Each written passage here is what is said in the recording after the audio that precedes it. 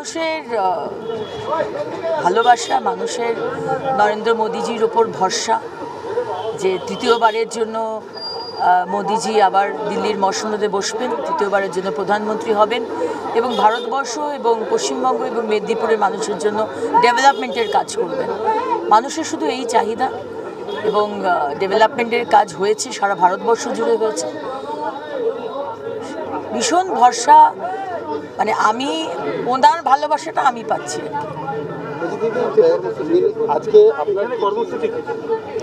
আজকে কর্মসূচি ছিল এখানে মন্দিরে বাবার কাছে পুজো দেওয়া, বাবা ভোলেনাথের কাছে, এবং পুজো দিয়ে এখানকার যে কার্যকর্তা, লোকাল কার্যকর্তা, তাদের সঙ্গে দেখা সাক্ষাৎ করা। আমাদের সম্মানীয় কাউন্সিলররা রয়েছে, সম্মানীয় মণ্ডল সভাপতি রয়েছে এবং বিজেপির সমস্ত গ্রাসরুট লেভেলের যে কার্যকর্তা, তাদের সঙ্গে দেখা করা। এবং দেখুন, মাননীয় প্রধানমন্ত্রী যে কাজ করছেন, উন্নয়নের কাজ, ওটাই হচ্ছে আমাদের ইউএসপি। আমাদের আর কোনো বিষয় নেই, দেশকে এগিয়ে নিয়ে যেতে হবে, পশ্চিমবঙ্গকে এগোতে হবে। এবং সেই কাজ দেখে আজকে সিপিএম থেকে বহু কার্যকর্তা মাননীয় প্রধানমন্ত্রীর হাত শক্ত করার জন্য তারা ভারতীয় জনতা পার্টিতে যোগদান করবে। বলছি দিদি, খড়গপুরকে মিনি ইন্ডিয়া বলা হয়, আর এই খড়গপুর শহরের সব থেকে বড় সমস্যা হচ্ছে বস্তিবাসী।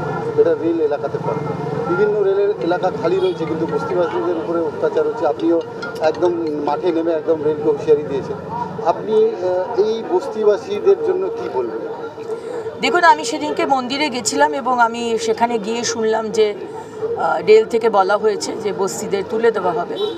তো এখন আপাতত কোনো বিষয় নয়, আমি সেখানেও কথা দিয়েছি দিদিভাই হিসেবে এখন কোনো বিষয়ে কোনো এসে ভয় পাওয়ার কোনো রকম ব্যাপার নেই।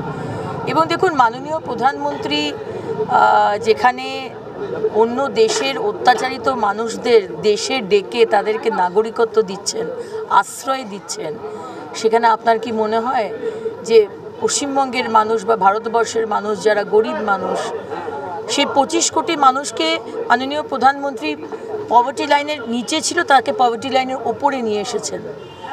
আপনাদের কি মনে হয় যে রেল, যেটা সেন্ট্রাল গভর্নমেন্টের, তারা আজকে উচ্ছেদ করে তাদেরকে ঘরছাড়া করবে? কোনোদিন করবে না। আমি সেই আশ্বাসই দিদিভাই হিসেবে দিয়েছি।